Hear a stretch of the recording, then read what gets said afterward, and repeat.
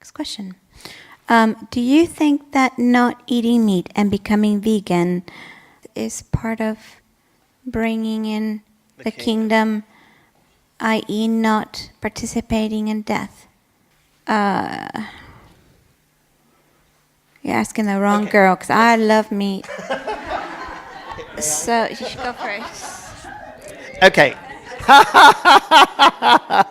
Okay, it's an interesting question. Okay, it's an interesting question. It's basically because veganism is not killing any animal and nor kind of eating the products of animals. Okay, like I sometimes think of Adam and Eve as, you know, naked vegan hippies, you know.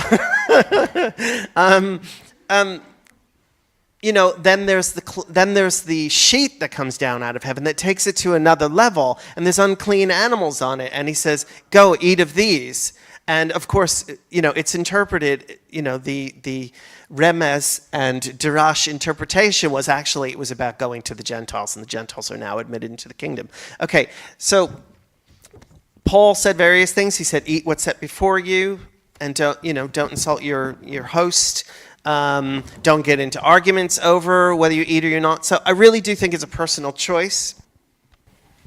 Did you want to do a question? I can do a question.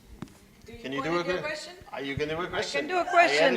If you want to do a you question, you can do a question, you know. Right here, how do you fit in the traditional church if God hasn't called you out of that? You know, God's called you in that place. He's called you in that place so that you can be in relationship, guys, because we need that. You can't just be a lone ranger out there without relationship. You know, other people, we require other people, and we require community. This is where we learn from one another. So I would say, you know, choose to keep your love on even when it gets tricky until the Father clearly says otherwise. And I don't mean get offended and then say the Father told you to go. That's not the same thing. Okay, so yeah, keep your love on. Choose to keep your love on. Choose to honor those people even if they don't get it. Just keep your heart like soft and squidgy. You know, don't harden your hearts. That would be my best advice. So love to build perseverance when... How to build perseverance when going through financial struggle.